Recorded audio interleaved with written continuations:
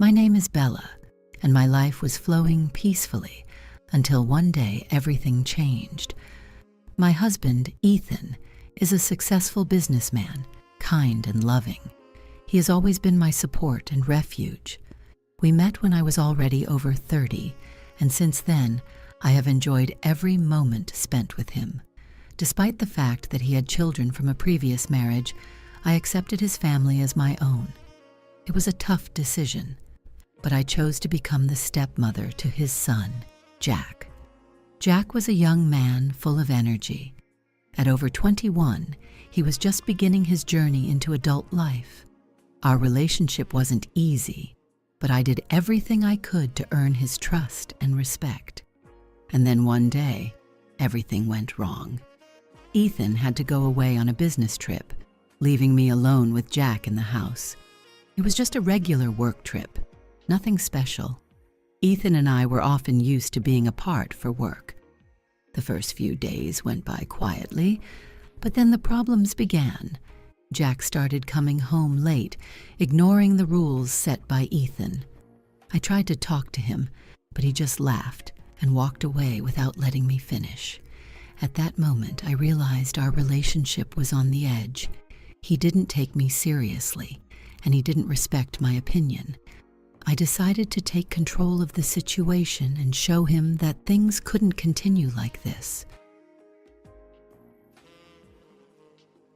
One day, when Jack was sleeping, I took the keys to his car.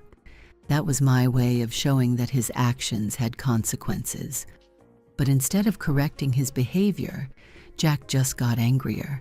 He came home late at night, just as I was about to fall asleep, and yelled at me.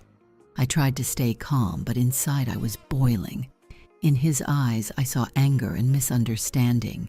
He couldn't accept that I was trying to establish order. This began our struggle for respect and trust, but I never imagined what consequences this would bring in the future. In those moments, I often thought of Ethan and what he would say if he knew what was happening at home. But unfortunately, he was far away, and I was left alone with our problems. After the incident with the keys, things only got worse.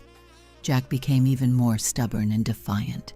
He often stayed out at night, and when he returned, his behavior was increasingly challenging. I understood that my attempts to establish order only intensified his resistance, but I wasn't going to give up.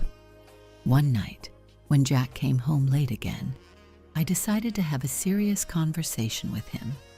He slammed the door behind him and shot me a fleeting look full of contempt.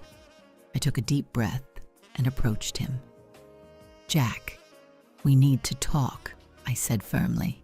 He stopped and turned towards me with an obviously irritated expression. "What do you want to talk about, Bella?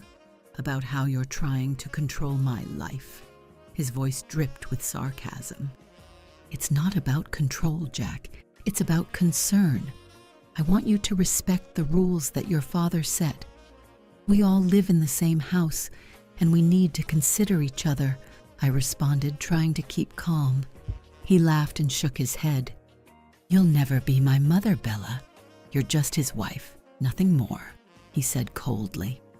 Those words hurt me deeply. I always knew I could never replace Jack's mother, but hearing it so directly was very painful. I felt tears welling up in my eyes, but I didn't let them fall. "I understand that I can't replace your mother, Jack, but I'm here to help you and support you. All I ask is a bit of respect," I said, trying to speak gently but firmly. He looked at me in silence for a few seconds, then simply turned around and went to his room. I stood in the hallway, feeling the weight of that conversation on my shoulders. I realized that our relationship was on the brink, and that if I couldn't find a way to connect, the consequences could be unpredictable.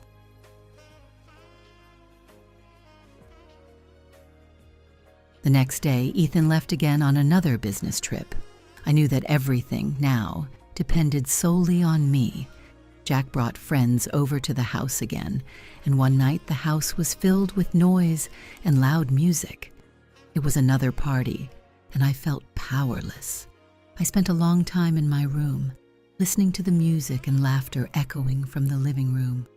At first, I wanted to just close my eyes and wait for it all to end on its own, but then I understood that I couldn't let it continue like this. Gathering my courage, I put on my robe and went downstairs. When I entered the living room, the scene shocked me. Empty bottles, pizza boxes, and cigarette butts were everywhere. The young people, including Jack, didn't notice my presence at all. I walked up to the stereo and turned off the music. The noise stopped, and all eyes turned toward me. "Jack, we need to talk," I said, trying to stay calm. He looked at me. His eyes were full of defiance. "About what, Bella?" "You've already said everything," he responded coldly. "You can't keep acting like this. This is our home, and I'm asking you to respect it," I said, trying not to show my frustration. "Maybe you should relax and join us," one of his friends suggested, and everyone laughed. I felt my blood pounding in my temples. This wasn't just about keeping order in the house. It was a fight for respect and understanding, and I was determined not to back down. "No, Jack, this is unacceptable," I said firmly. "Always so serious, Bella." "Maybe you really should relax," Jack continued, stepping closer to me. I looked him straight in the eyes, feeling my determination grow. "I won't tolerate this in our home, Jack. If you can't follow the rules, you'll have to find another place for your parties," I said, trying to speak with as much calmness as possible. He remained silent, his gaze still cold. Then he abruptly turned around and headed for the exit, signaling for his friends to follow. As the door closed behind them, I felt my strength leave me. I slowly sank into a chair, feeling tears begin to roll down my cheeks. This was my first small victory, but deep down, I knew the real challenges were yet to come. The day after the incident, I woke up with a heavy heart. The house was empty and silent, but I knew it was the calm before the storm. Jack had apparently spent the night at a friend's house, and I didn't know how he would react when he returned. I tried to go about my usual tasks, but my thoughts kept returning to him and what had happened. In the afternoon, Jack came home. His face was serious, and there was no trace of the defiance from the previous night in his eyes. He passed by me in the kitchen in silence and started making himself dinner. I felt it was the right time to talk, so I decided to approach him. "Jack, can we talk?" I asked, trying to speak softly but firmly. He paused and looked at me, then nodded. "Fine, talk," he said, sitting down at the table. "I know you're an adult, and I'm not trying to control every minute of your life," I began. "But in our home, there have to be rules, not just for me, but for Ethan too. He wouldn't want what happened yesterday to be happening here." Jack looked at me. His face was expressionless. "You're right, Bella," he finally said. "I was wrong, but you have to understand that it's hard for me too. I'm used to being in control of my life, and sometimes it's difficult to accept new rules." His confession surprised me. It was the first time he had shown sincerity, and I felt that we had a chance to improve our relationship.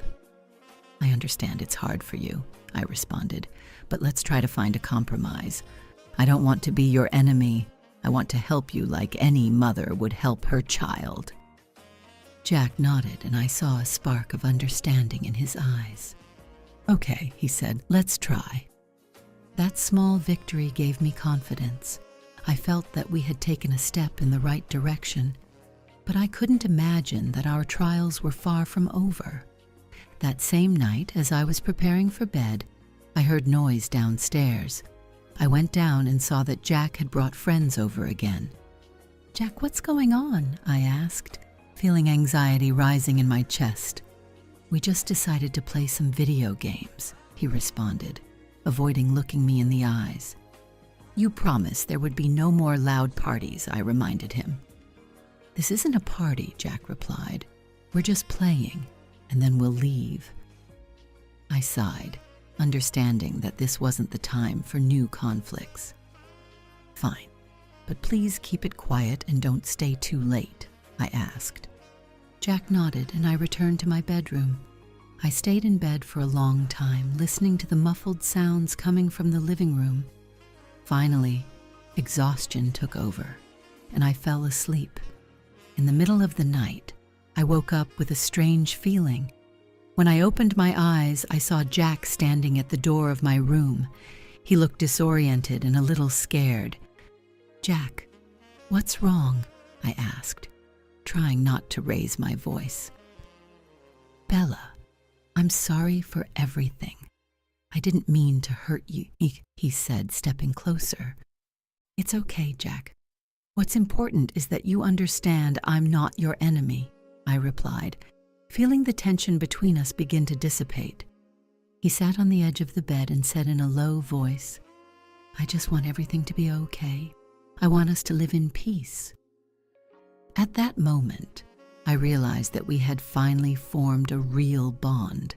This was an important step in building a relationship of trust. We talked for a long time, and I felt the tension of the past days begin to fade away.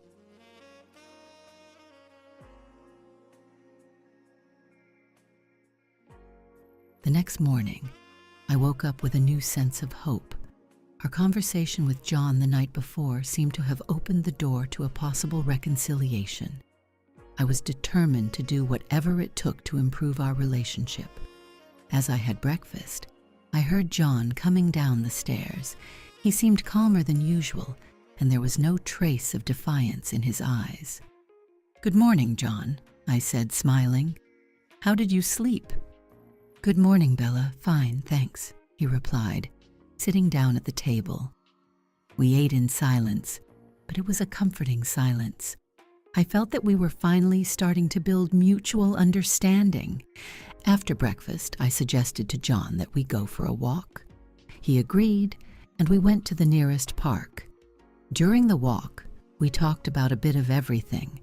John told me about his plans for the future, about how he wanted to advance in his career, and I shared my thoughts and advice. It was the first time we truly talked as a family. I saw in him not just a troubled young man, but a person with dreams and ambitions. "You know, Bella, I never thought I could talk to you so openly," he said, stopping by a pond. "Neither did I, John, but I'm glad we have this opportunity. I want you to know I'll always be here to support you," I responded sincerely. He nodded, and we continued our walk. By the time we got home, I felt we had taken a big step forward. However, that night, something happened that made me doubt our progress. John suggested we have dinner together and drink some wine. I was surprised by his suggestion, but I agreed, hoping it would bring us even closer. We prepared dinner together, and everything was going wonderfully. He was attentive and caring, and his eyes reflected genuine interest. After dinner, John suggested we play some board games, and we had a pleasant time. At some point, I felt tired and decided to go to bed. John walked me to my room, and I thanked him for the wonderful evening. "Thank you, John. It's been a lovely evening. I'm glad we could spend time together," I said, hugging him goodnight. "Me too, Bella. Good night," he replied, smiling softly. I went to bed with a sense of satisfaction and tranquility, but in the middle of the night, I was awakened by a strange noise. When I opened my eyes, I saw John standing in the doorway of my room. He looked worried and confused. "John, what's wrong?" I asked, sitting up in bed. He stepped closer, his eyes full of confusion. "Bella, I can't sleep. I need to talk to you," he said, sitting on the edge of the bed. "Sure, tell me," I said, feeling a growing sense of concern. "I'm afraid our relationship will never be normal. I want everything to be okay, but I feel like I can't make it happen," he confessed. His words moved me. I could see how much he wanted to change the situation but felt powerless. "John, it's normal to have fears and doubts. We all make mistakes, but the important thing is to learn from them and move forward. I believe we can make it, I said, trying to comfort him. He nodded, although his gaze was still worried. Thanks, you're right. I just want everything to be okay, he said, standing up. And it will be, John. We'll get through this, I said with a smile. He returned to his room, and I lay back down. That night, I stayed awake for a long time, reflecting on our relationship and how important it was to keep working on it.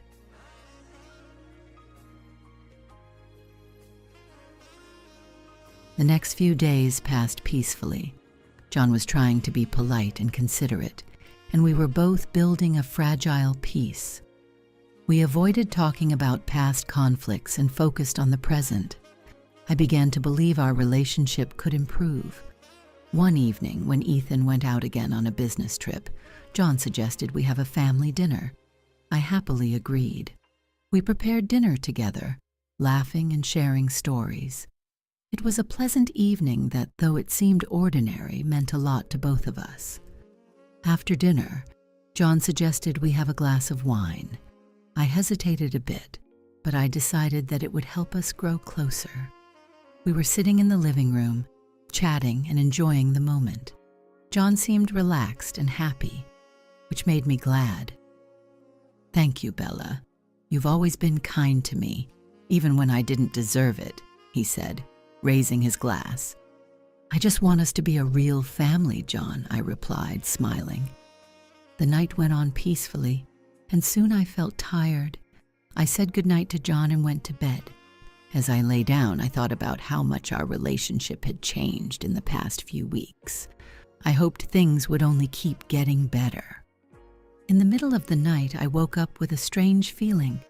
When I opened my eyes, I saw John standing in the doorway of my room. His face was tense, and worry was in his eyes. John, what's wrong? I asked, trying to control my growing anxiety. Bella, I need to show you something, he said, approaching me. What is it? I asked, feeling my heart start to beat faster. He handed me his phone, and I saw that a video was playing on the screen. What does this mean, John? I asked, feeling tears start to form. I never wanted this to happen. I just wanted to make sure you were okay. After that party, I realized how wrong I was, but this got out of hand, he explained, his voice trembling. I didn't know what to say. My mind was spinning with thoughts. Why did he do this? What did he intend to do with the video? I felt betrayed and humiliated. This is unacceptable, John. I trusted you, and you took advantage of that, I said, trying to stay composed. I know, and I'm willing to accept any punishment. Please forgive me, Bella. I'll fix everything, he pleaded. I sighed deeply, trying to organize my thoughts.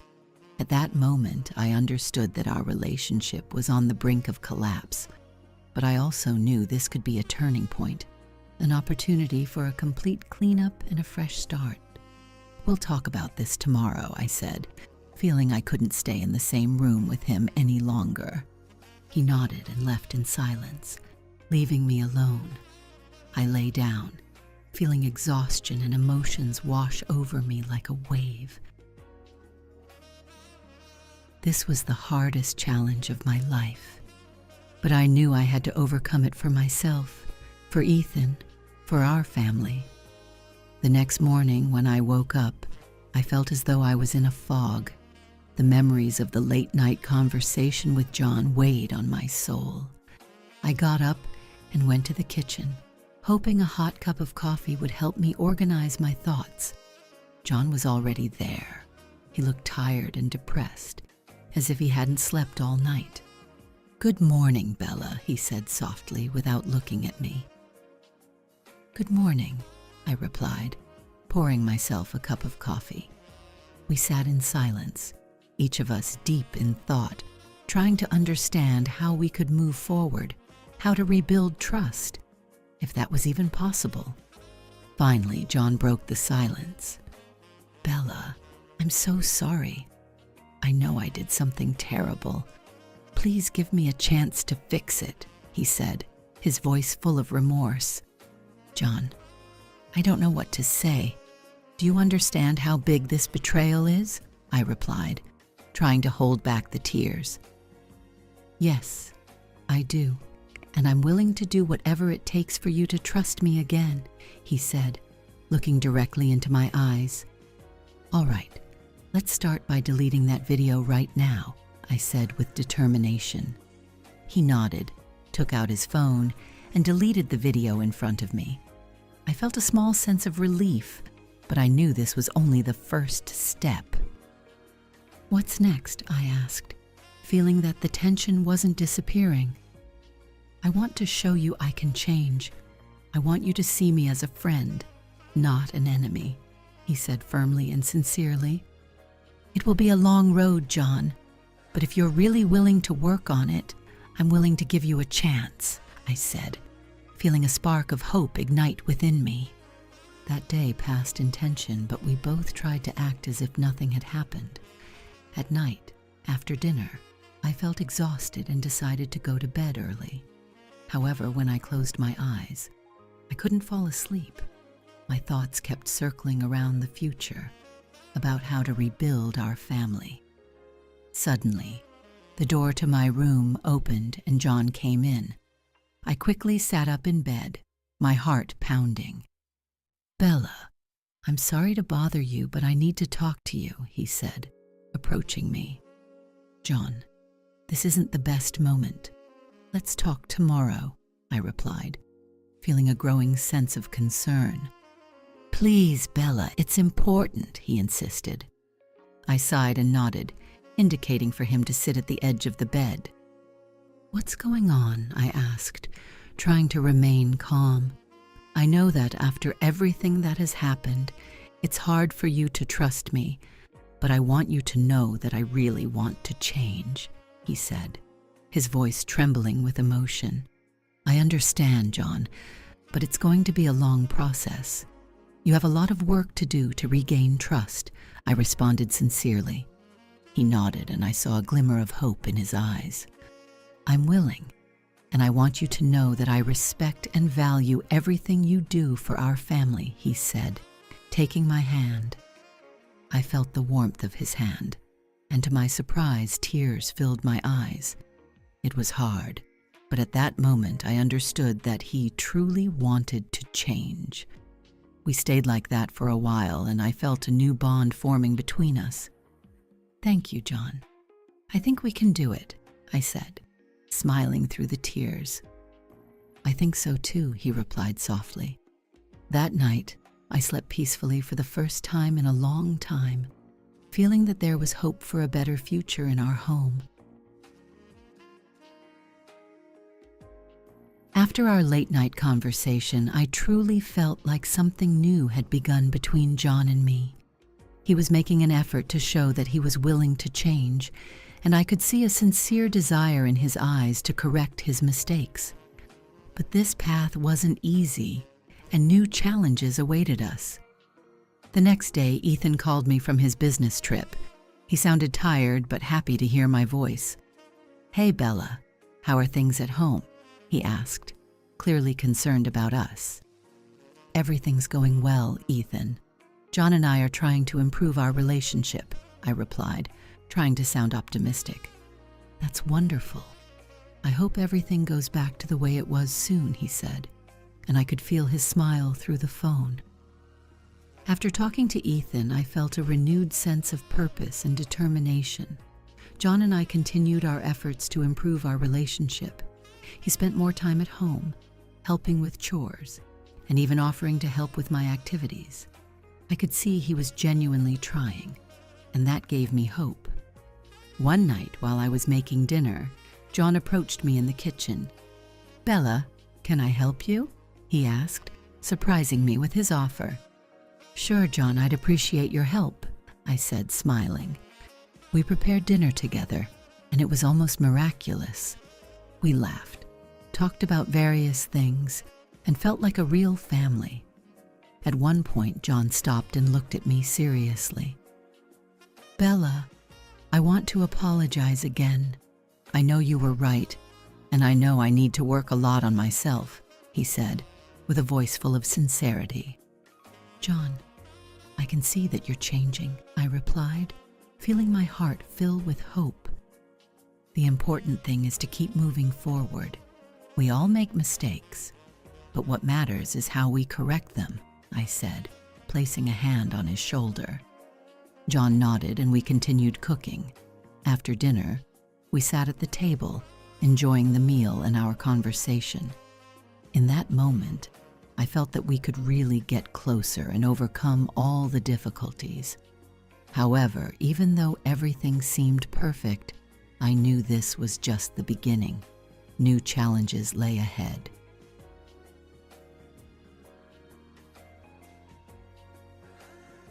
That same night, John asked if he could invite his friends over for the evening.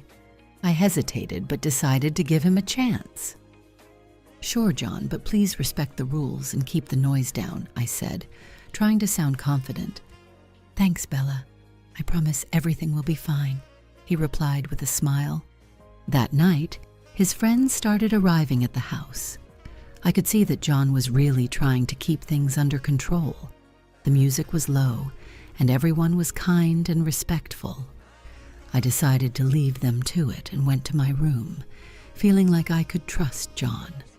The next day, I woke up with a sense of renewal and determination. The atmosphere in our home was starting to calm down, but I knew there was still a lot of work to do. In the morning, I suggested to John that we spend a day as a family. Together, we decided to go to the market to buy fresh produce and spend time together. It was a good decision, as walking and doing things together always brings people closer. We strolled through the market, picking out vegetables and fruits, and I noticed how John relaxed and began to enjoy the moment. He talked to me about his plans for the future, about wanting to find a job and be more independent. I listened with interest, and I was happy that he was starting to see clear goals ahead of him. After returning home, we prepared lunch together. John helped me in the kitchen, and it was so pleasant and natural, as if all our past conflicts were slowly fading away. "Bella, I want to thank you for always being there and supporting me," John said when we sat at the table. "You're making great progress, John. I'm proud of you," I replied, feeling my heart fill with warmth. That night, as we cleaned up the table, I noticed that John was becoming more open and confident. He started telling me memories from his childhood and how much he missed his mother. I felt a deep, emotional bond forming between us, something that was important for both of us. "You know, Bella, I never thought I could talk to you so openly. Thank you for that," John said, his eyes shining with emotion. "I'm always here for you, John. You can count on me," I replied, smiling.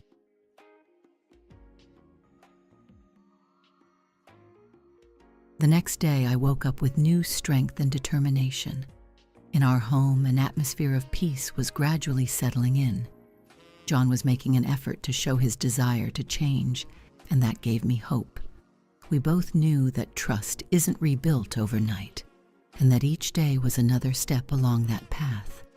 In the morning, I suggested to John that we spend another day as a family, and together we decided to go to the market to buy fresh produce and spend time together. We repeated the walk, picking out vegetables and fruits, and once again, I noticed how John relaxed and began to enjoy the moment. After returning home, we prepared lunch together. John helped me in the kitchen, and it was so pleasant and natural, as if all our past conflicts were slowly fading away. "Bella, I want to thank you for always being there and supporting me," John said when we sat at the table. "You're making great progress, John. I'm proud of you," I replied, feeling my heart fill with warmth. That night, as we cleaned up the table, I noticed that John was becoming more open and confident. He started telling me memories from his childhood and how much he missed his mother. I felt a deep emotional bond forming between us, something that was important for both of us. You know, Bella? I never thought I could talk to you so openly. Thank you for that, John said, his eyes shining with emotion. I'm always here for you, John. You can count on me, I replied, smiling. Months passed, and our life gradually returned to normal. John found a job and became more independent, and our relationship grew stronger. Ethan returned from his business trip, and I was glad to see how he and his son managed to understand each other better. We moved to Madrid, where a new chapter of our lives began. John decided to stay with us, and together we began to build a future. The trials we had overcome made us stronger and brought us closer to one another. Every day, I was grateful for having been able to overcome all the difficulties and find harmony in our family. Our story became a reminder that even in the toughest situations, there is always hope for a better future.